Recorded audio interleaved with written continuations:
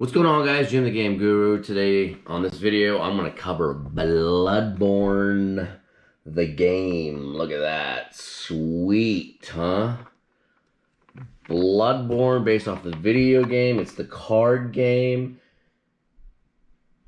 Really fun game. I actually ended up playing this with some of my friends, and it was highly enjoyable. It's got a very weird requirement to the game. Usually, like with a lot of board games or even card games, you can play from like one player to whatever, 6 or whatever it is, or sometimes they'll have 2 to 4, 2 to 5, 2 to 6, 2 to 8.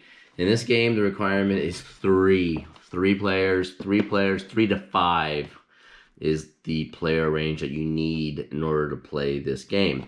And with Bloodborne, it is, based off the video game, and it's got that, it just oozes with theme. And all the stuff, like the morbid stuff you expect in the video game, with all the disgusting monsters and morbid craziness and you being hunters. But anyway, I'm going to dig into this, guys. If you guys are new to this channel, please subscribe. Let's go ahead and tear into some Bloodborne, the card game, and see how it plays. Alright, let's dive into some Bloodborne. And like I said earlier, this game has just oozes with theme. And as you can see with like the player boards, so each player here, I have it set up right here for 3 players. Each player has a player board that will actually track their victory points based on the monster types that they kill, that they help kill. So that's the big key here, is help kill. So whenever you're in battle with monsters in this game, you will actually end up, if you inflict damage on a monster and that monster eventually dies during that round, then you will actually get rewarded, whatever monster type that is. All the hunters stay on 0, and then as you end up inflicting damage on a monster type, and then a monster dies on that round, then you will actually be able to increase one of your tokens forward. And the further along the track you go on each type of kill, the more points you end up getting on the board. So let me go ahead and kind of give you a close-up here with this board. As you can see here, you've got the tracker for each monster type and the points you can get. You have banked blood echoes here, and then you have the collected blood echoes. Whenever you're dealing damage to an enemy, and you get that number of damage as blood from that enemy from hitting them, you will end up getting those blood echoes here, and you'll be banking them here. You'll be collecting them here. And then you don't bank them until you play Hunter's Dream in this game. And when you do that, that's when your blood goes from here down into banked.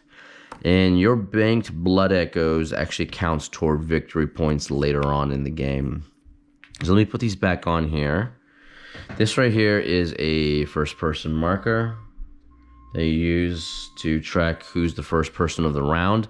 Now, the thing with this game is a lot of games will have the first-person player throughout the entire game. Every round that kind of goes through, that person will always be the first player that takes their turn.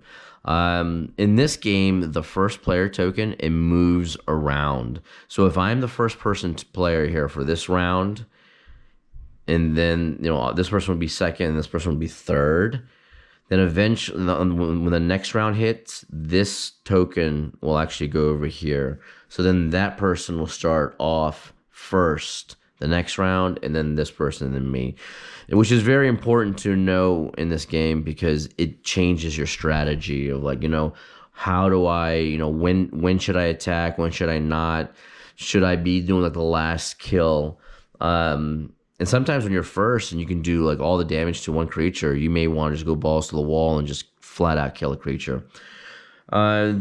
And to go with the theme, let me just show you the manual. The manual is just, look at that, just absolutely amazing looking. I think they've done an excellent job on this manual. It looks fantastic. It's got all these beautiful pictures to it, and it explains everything you need to know within the game. And it does it rather well. But the one thing I would say in this manual is you can't skim it. There's a lot of games where you can just go ahead and skim the manual. In this game, you don't want to skim the manual. You want to read every single small text, or else you can miss an important part of the game. Here's the box. The box, everything fits in nicely. I have also purchased the Hunter's Nightmare expansion pack for this, and I was able to fit everything in here. And I will show you guys the Hunter's Nightmare. I'm not going to show it part of the gameplay here, but so here's your blood echoes here. You have some additional tokens that are left over for like a 4 or 5 player game.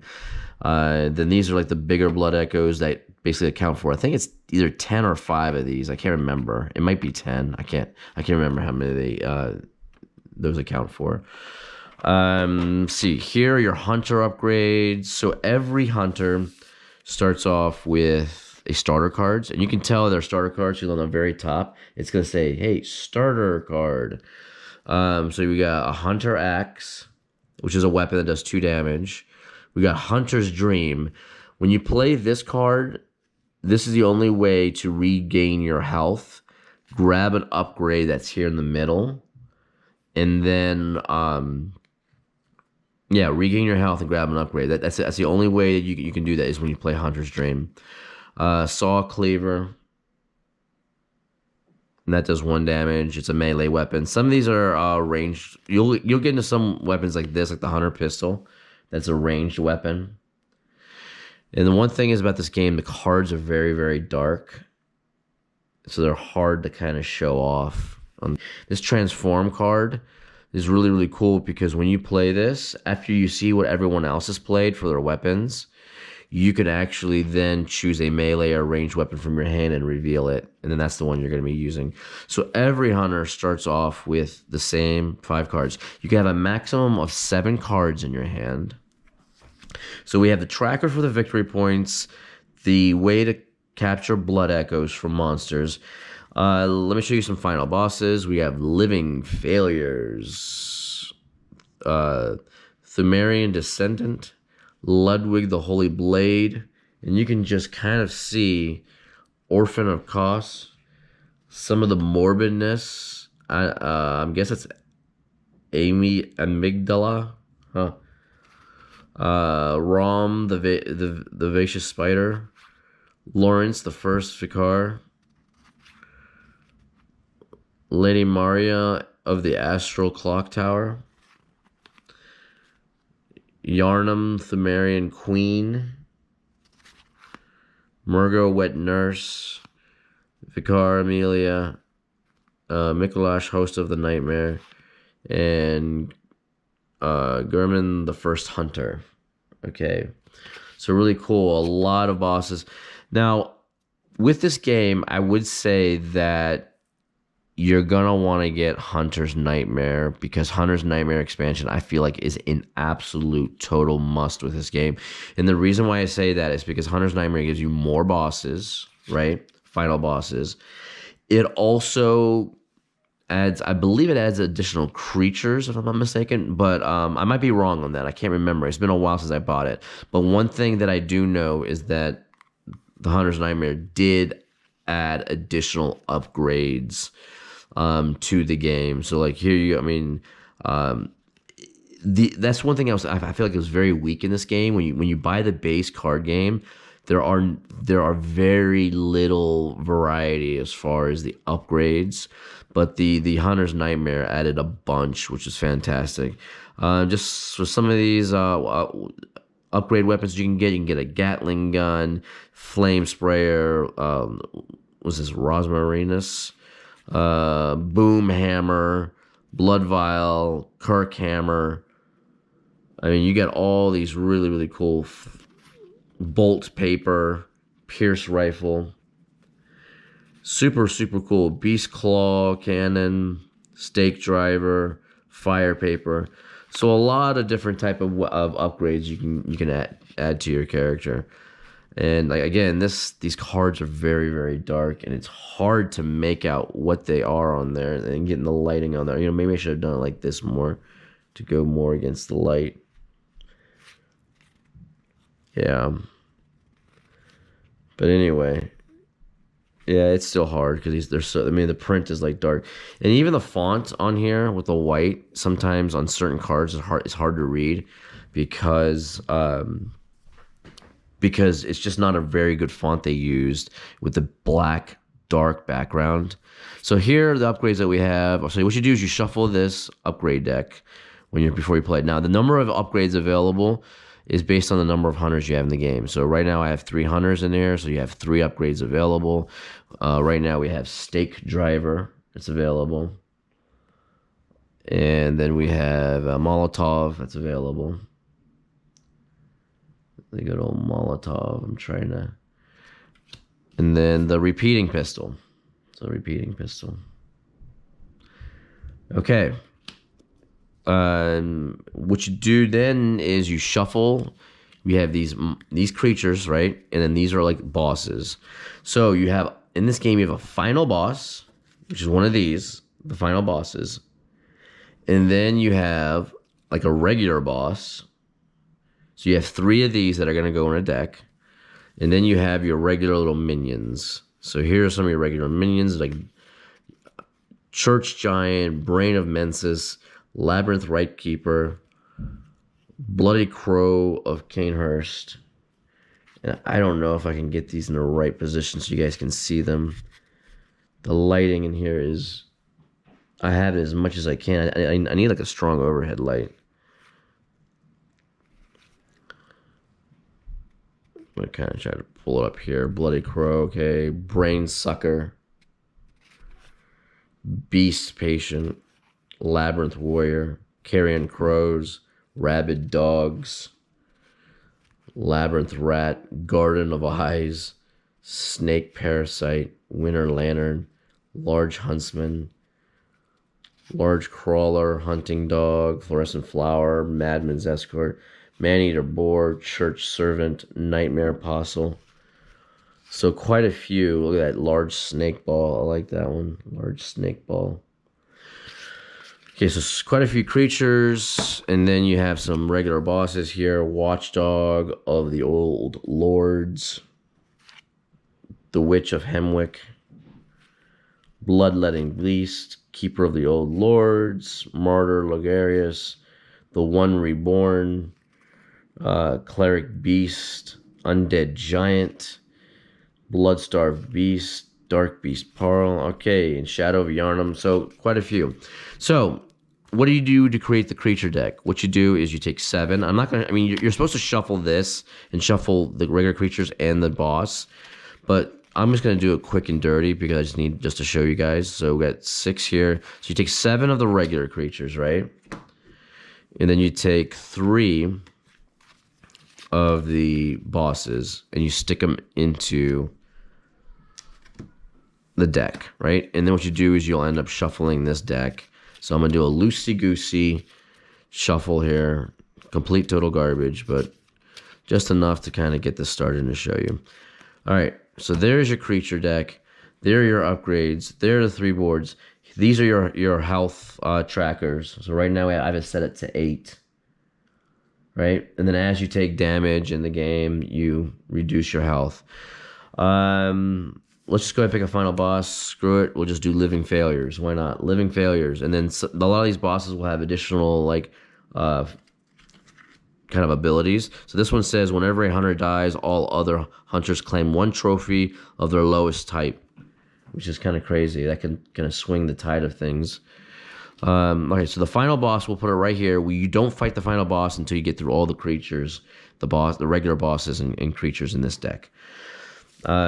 These little tokens right here, this is from Hunter's Nightmare. These are called death tokens. So these are very interesting. These are like consequences. So if you play with the Hunter's Nightmare expansion, with all the stuff from the expansion, not just the creatures and upgrades and stuff, if you play with these tokens, what happens is I believe it's when you die, there's consequences that these tokens here, the death tokens, will actually move over to the left. They go from the right to the left, and these ones go from left to right. So then what happens is these, in essence, this here is like a cap. So if this goes down to here, the most I can get is 2 on that, which could suck, right? So these are a way of kind of capping what people can get. So it actually makes you have to use a lot more strategy. It makes it harder because really preventing you from dying. Because if you die, you get penalized heavily. Um, the other thing are the runes. So Hunter's Nightmare also comes with these runes that give you special abilities, which is really, really cool. So like this one right here, you got the Moon Rune. When you deal damage to a monster with a melee weapon, collect 1 Blood Echo from the reserve, which is really cool. So you have Guidance, Eye, Beast, Milkweed, Claw Mark, Deep Sea, Blood Rapture, Hunter, Air, Corruption. So you can start the game off with one of these that will give you Hunter's special abilities, which is really, really interesting. So if you want to do some more special abilities, plus use your tokens, then great. I do feel like the expansion is definitely a necessary buy. Even if you don't play with the death tokens or the runes, it's a necessary buy just to give you more variety with the monsters, final bosses, and the upgrades that it gives you, that adds to your upgrade deck. Okay, so here we go. So let me go ahead and I'm gonna get rid of these over here, so they're kind of not really a distraction. So each hunter has their own hand, and these die right here. What the hell are these? Why you have 3 die? And the reason why you have 3 die is because every monster, it uses a particular die when it's doing damage against you. Red is typically the most ferocious one. And then I believe it's yellow, and I think green is like the softest. And a lot of these creatures, like this final boss here, you can see like this little yellow lantern thing. That means it uses the yellow die when it rolls its damage against you. This one also has 11 health. And the monsters are the same way. The creatures in here, like this guy has 5 health. He uses a red die. This one uses a green die and it has 4 health, yellow die, and 7 health. Okay, so let's go ahead and flip our first creature over. Oh, wow. We get a beast-possessed soul. 7 damage. It rolls yellow, right? 7 damage. It rolls yellow. I don't know how easy it is to see on there. It kind of looks like a big dog with goat horns. So the yellow die will be used on that monster. And then what happens, the gameplay is very, very, very simple. What happens is each player has a starter deck, right? You can have a maximum 7 cards in your hand, but you start off with 5, right? So each player will pick... Well, actually, let me do one other thing. When you reveal the monster, you're supposed to put blood echoes on him. So he's got, what, 7 damage? He's got 7. Let me go ahead and put 7 blood echoes on this dude. If you end up playing with 4 or 5 people, the blood echoes actually increases. So if you're playing with 4 people, you have to add 1 blood echo to the creature. So this would be 8. And if you played with 5, it would be 9. What do we got here? 3. There you go. 7. Right? So each hunter in secret is like, let me pick a weapon or whatever they want to use, right?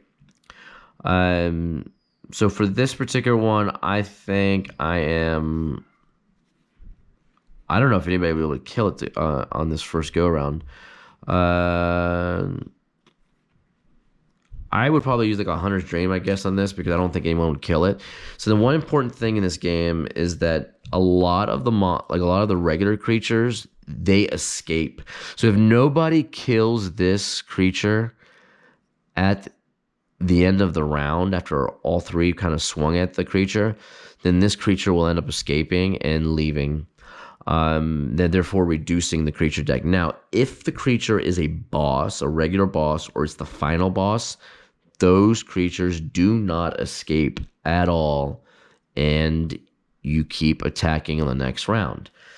Looking at this, I'm like, I don't think that anyone's gonna be. We're gonna be able to kill this. I think it's gonna end up escaping, and the reason why I think that is because the Hunter's Axe is 2. You have the Hunter's Pistol, which does 1, but there's an instant effect. If you're the only hunter to play the Hunter's Pistol, it inflicts damage immediately instead of the Hunter's attack step. So So you have different steps in the round. Let me go ahead and go over those really fast in detail here. I just want to list it out for you so you guys know. All right. So step 1 is you choose and play an action card, right, from your hand. 2 is you transform weapons. So if anybody plays a transform card, then that is the next step. This card right here, that is the next step to resolve. And then after that, the third resolution is the instant effects. So if any weapons or items or whatever had instant effects, you resolve those. Then the monster attacks, and then the hunters attack, and then the monster escapes if you don't kill it. And then last, I believe, is Hunter's Dream, right? Yep, last is Hunter's Dream. Okay, so those are the steps within each round. Now, I don't think anyone's going to kill this, so I'm going to say Hunter's Dream on this, on my play. So I'm going to put that down. This is the card I'm going to play. And then I'm going to pretend that these other guys over here think that maybe we can kill it. So this person's going to play Hunter's Axe, but no one knows yet, right? It's not revealed. And then maybe this person over here will play Transform. Okay, so we'll just say this person plays Transform.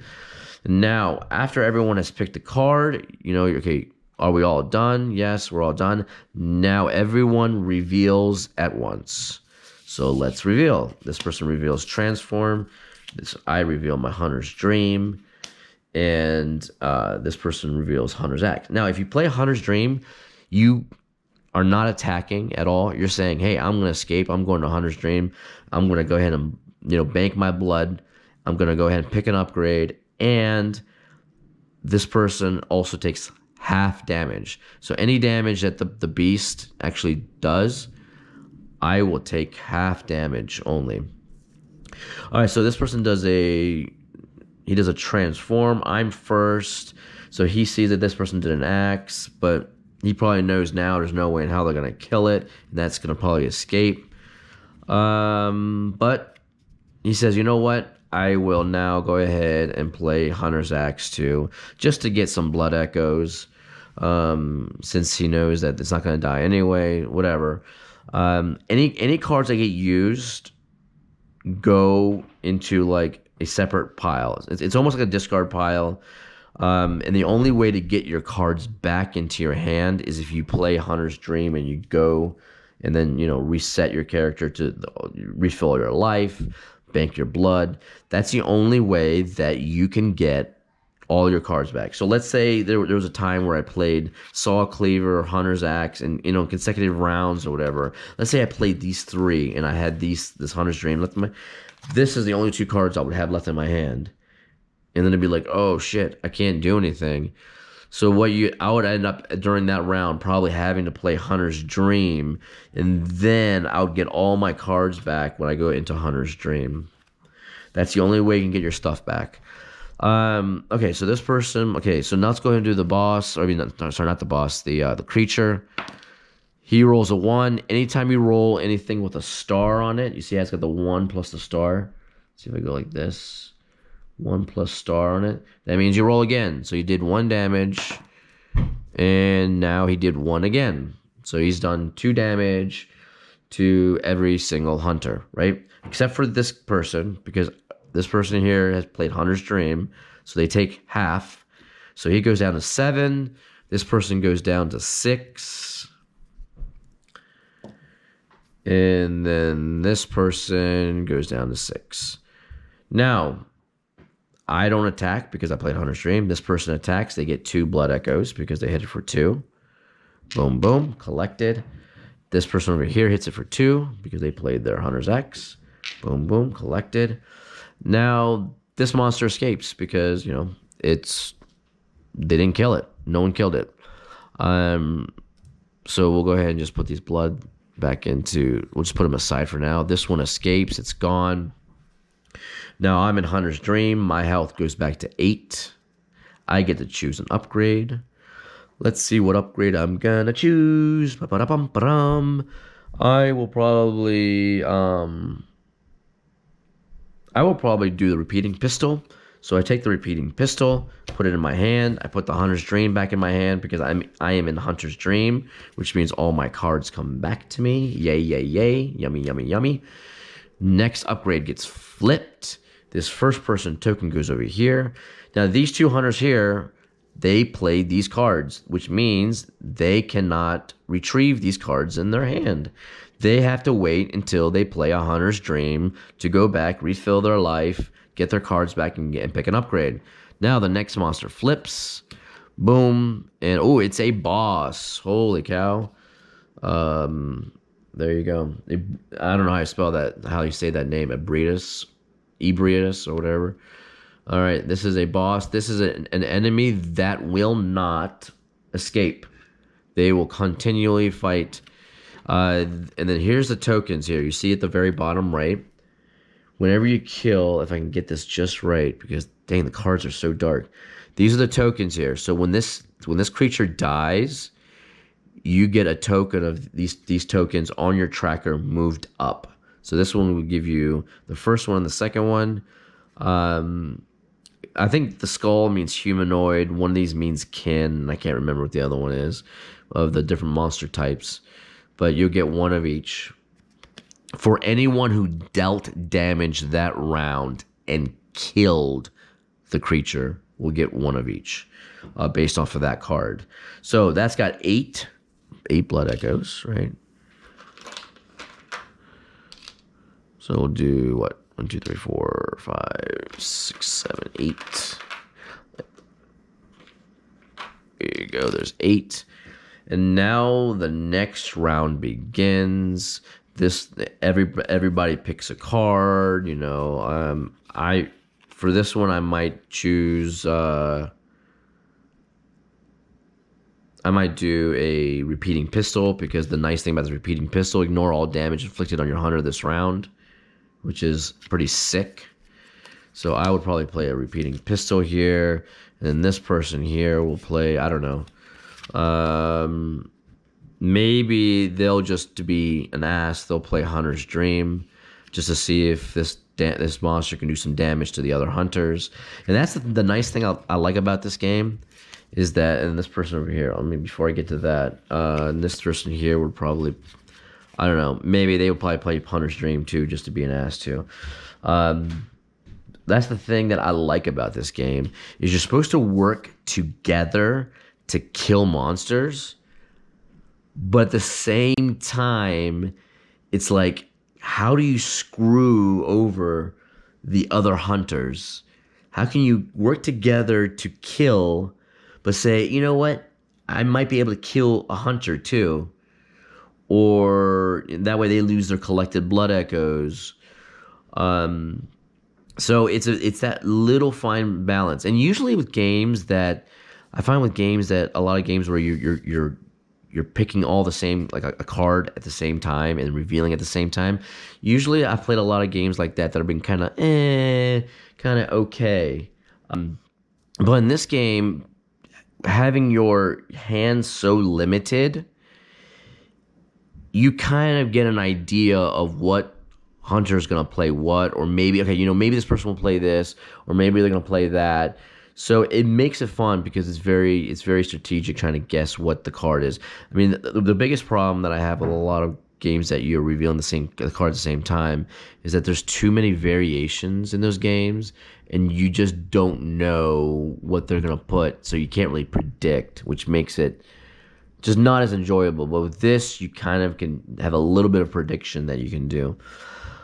So yeah, these guys are now we all reveal on this round. This guy did Hunter's Dream, this guy's did Hunter's Dream, and they're probably hoping that now I get screwed with this, but hey, I did repeating pistol.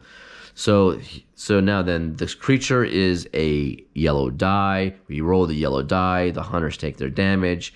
These guys are going to go into Hunter's Dream, so I'm the only person that's going to hit them for 2. So I'll hit them for 2 and do that. They would go to Hunter's Dream. They would pick an upgrade based on the first player token in a round first. So this person would pick an upgrade. He might get the Molotov, and then a card gets flipped, and then this person says, okay, you know what? I'm going to go with this cocktail over here. And there you go. And then this moves over here, this first person marker. You continue to fight this creature because it is a boss creature and it has not died yet.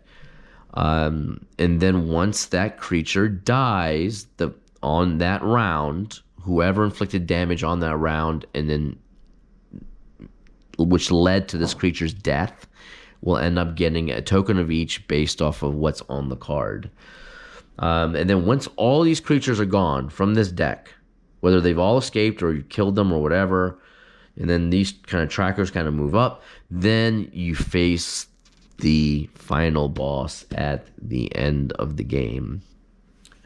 So what happens if you die? Because one thing I didn't cover in here. So whenever you die in this game, you will be able to pick you basically go into a hunter's dream, kind of like a half hunter's dream, not a full hunter's dream. So what you do, if you die, you'd be able to pick an upgrade of your choice, right? And based on the first person marker. So if 2 people died or 3 people died, first person first, it resolves that way from the first person around, right? And then the first person that died there will be able to pick an upgrade of their choice. And then they would be able to refill their health all the way up. But the half hunter's dream with the death of a hunter is because that hunter will not regain their played cards. They actually have to play Hunter's Dream to then regain their action cards that they've already played. So it's that way the game's not saying, oh, you get full benefits if you die. Because if that was the case, everyone would just be like, attack, attack, and I don't care if I die. But the fact that you don't get your cards back, you're like, ooh, I maybe might want to be a little more strategic about this. And but that is it. This is Bloodborne, and it is also the Hunter's Nightmare expansion pack with the game.